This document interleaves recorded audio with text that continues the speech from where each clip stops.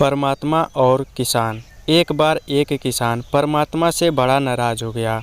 कभी बाढ़ आ जाए, कभी सूखा पड़ जाए, कभी धूप बहुत तेज हो जाए तो कभी ओले पड़ जाए। हर बार कुछ न कुछ कारण से उसकी फसल थोड़ी खराब हो जाती थी। एक दिन बड़ा तंग आकर उसने परमात्मा से कहा, देखिए प्रभु, आप परमात्मा हैं, लेकिन लगता है आपको खेती बाड़ी की ज़्यादा जानकारी नहीं है। एक प्रार्थना है कि एक साल मुझे मौका दीजिए, जैसा मैं चाहूँ वैसा मौसम हो, फिर आप देखना मैं कैसे अन्न के भंडार भर दूंगा। परमात्मा मुस्कुराए और कहा, ठीक है, जैसा तुम कहोगे वैसा ही मौसम दूंगा, मैं दखल नहीं करूंगा। किसान ने गेहूं की फसल बोई। जब धूप चाहिए तब धूप मिली, जब पानी तब पानी, तेज धूप, ओले, बाढ़, आंधी तो उसने आने ही नहीं दी। समय के साथ फसल बढ़ी और किसान की खुशी भी, क्योंकि ऐसी फसल तो आज तक नहीं हुई थी। किसान ने मन ही मन सोचा, अब पता चलेगा परमात्मा को कि फसल कैसे करते हैं।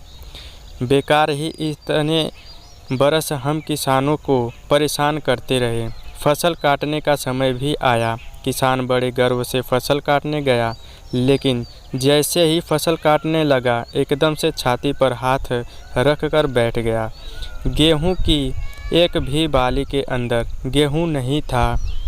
सारी बालियां अंदर से खाली थीं। बड़ा दुखी होकर उसने परमात्मा से कहा, प्रभु, ये क्या हुआ? तब परमात्मा बोले, ये तो होना ही था। तुमने पौधों को संघर्ष का जरा सा भी मौका नहीं दिया। ना तेज धूप में उनको तपने दिया, ना आंधी ओले से जूझने दिया। उनको किसी प्रकार की चुनौती का एहसास जरा भी नहीं होने दिया। इसीलिए सब पौधे खोखले रह गए।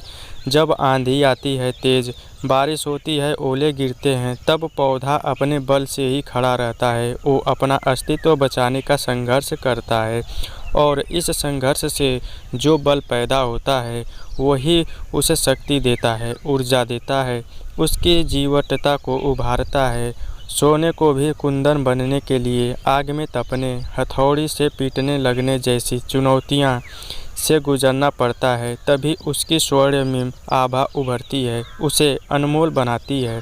उसी तरह ज़िंदगी में भी अगर संघर्ष ना हो, चुनौती ना हो, तो आदमी खोखला ही रह जाता है। उसके अंदर कोई गुण नहीं आ पाता है।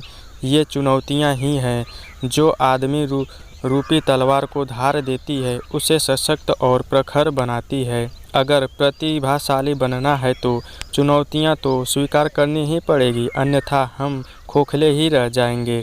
अगर ज़िंदगी में प्रखर बनना है, प्रतिभाशाली बनना है, तो संघर्ष और चुनौतियों का सामना तो करना ही पड़ेगा। धन्यवाद।